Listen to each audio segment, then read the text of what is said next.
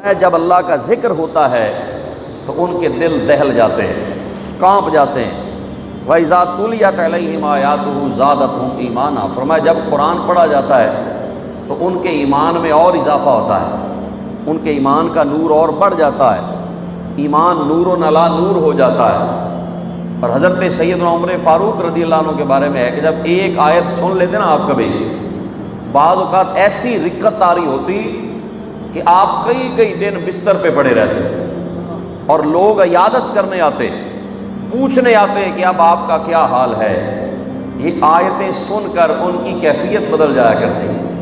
جب قرآن اثر کرے، جب قرآن پاک کا اثر دل پہ ہو تو سمجھے کہ اللہ کی رحمت ہو گئی ہے، اللہ کا فضل ہو گیا ہے، اللہ کا کرم ہو گیا ہے۔ اور اگر قرآن سن کے بندے کو اچھا نہ لگے خدا نخواستہ اور دل کے اوپر کوئی اثر نہیں ہوتا تو اس کا مطلب ہے ہمارے دل مردہ ہے، ابھی تک ہمارے اندر ایمان کی لذت پیدا نہیں ہوئی، ایمان کی چاشنی پیدا نہیں ہوئی۔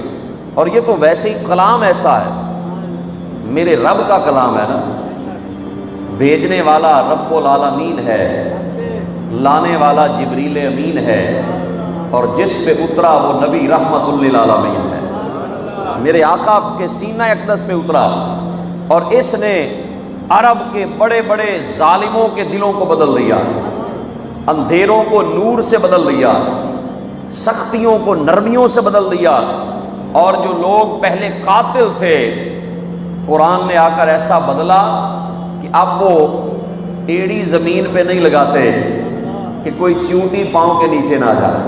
یہ قرآن نے ایسے بدلا۔ قرآن اتنا پر اثر کلام ہے، ایسا اعلیٰ کلام ہے، لیکن جس کا دل زنگ آلود نہ ہو، جس کا دل بالکل مردہ ہو چکا ہے، اس پہ اگر قرآن اثر نہ کرے تو اس میں اس کا اپنا قصور ہے، قرآن کا کوئی قصور نہیں ہے۔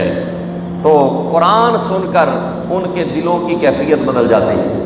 حضرت فضیل بن عیاض رحمۃ اللہ علیہ بہت بڑے اللہ کے ولی ہیں، یہ پہلے ڈاکو تھے، ڈکیٹیاں کیا کرتے، ڈاکوؤں کے سردار تھے، لیکن پھر کیا ماجرا پیش آیا۔ ایک دفعہ قافلہ لوٹنے کے لیے بیٹھے ہیں تو قافلے کے اندر ایک قاری قرآن پڑھ رہا تھا، قرآن کی تلاوت کر رہا تھا۔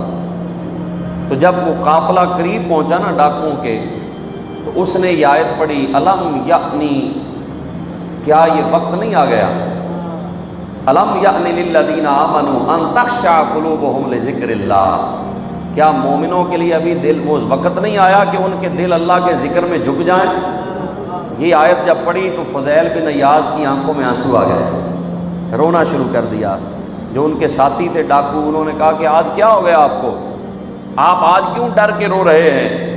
انہوں نے فرمایا بس آج کے بعد فضیل بن عیاض ڈاکو نہیں ہوگا، آج کے بعد میں اللہ کا بندہ بننا چاہتا ہوں، میں اللہ کا بندہ بن کے زندگی گزارنا چاہتا ہوں۔ آنکھوں میں آنسو آ گئے۔ جتنے ان کے ساتھی تھے انہوں نے کہا فضیل ایسے نہیں ہو سکتا کہ چوریاں تو اکٹھے کرتے رہے اور توبہ تم اکیلے کر لو۔ کہا نہیں، تم بھی توبہ کرو گے، ہم بھی تمہارے ساتھ اللہ کی بارگاہ میں معافی مانگیں گے۔ یہ ایک آیت کا اثر یہ ہوا کہ سارے ڈاکوؤں کو اللہ نے ایمان اور عمل صالح کی توفیق عطا فرمائی۔ اور یہی فضیل بن عیاض، جب ولیوں کا ذکر آتا ہے تو فضیل بن عیاض کا نام سر فہرست ہے۔ حضرت داتا علی حجویری نے بھی لکھا ان کے بارے میں، بلند مرتبہ ولی ہیں، لیکن یہ ولایت کیسے ملی؟ یہ دل کی دنیا کو زیر و زبر اللہ کے قرآن نے کیا، قرآن نے دل کی دنیا کو بدل کے رکھ دیا۔ تو جب یہ قرآن پڑھا جاتا ہے نا، آج ہمیں چاہیے کہ ہم قرآن پڑھا کریں، قرآن پاک کی تلاوت کیا کریں۔ گھر میں جب ہم قرآن پڑھیں گے ہمارے بچے سنیں گے، بچیاں سنیں گی، کوئی ماں بہن گھر میں قرآن پڑھے گی، گھر والے سنیں گے۔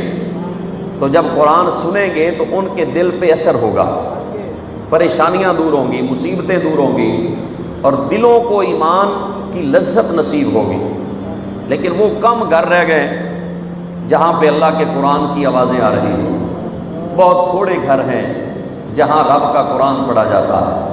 آئیے اپنے گھروں کو اللہ کے قرآن کے ذکر سے، قرآن کی تلاوت سے آباد کریں۔